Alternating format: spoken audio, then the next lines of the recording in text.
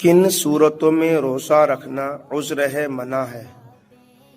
سفر میں حمل والی عورت کو، یا اگر کوئی بچہ کو دودھ پلاتی ہو، کوئی بڑھاپا آدمی اتنا بڑھاپا ہو، اتنا بیمار ہو کہ اگر وہ روزہ رکھے گا تو بڑھاپا سے انسان کی حالت خراب ہو جاتی ہے، یا جان جانے کی خطرہ ہے۔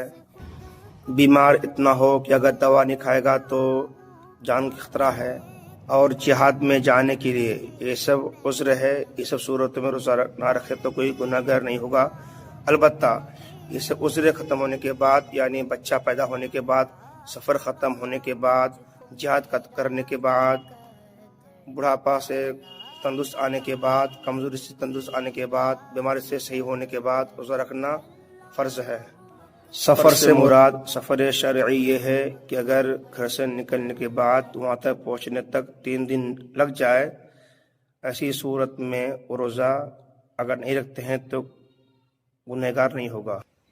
اور اگر سفر کرنے سے پہلے ہی روزہ توڑ دیا تو یہ اس پر کفارہ لازم ہوگا۔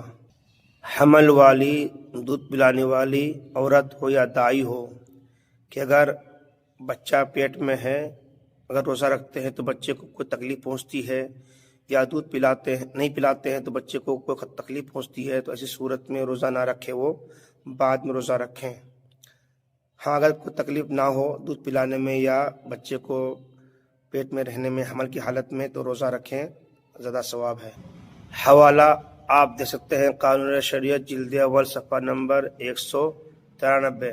آپ حضرات میری اس ویڈیو کو سیو کر لیں اور شیئر کرنا بالکل نہ بھولیں۔ اگر آپ سیو کرتے ہیں، شیئر کرتے ہیں، اگر کوئی مسئلہ جان جاتے ہیں تو اس کا ثواب آپ کو ملے گا۔ اللہ تعالی علم بالصواب۔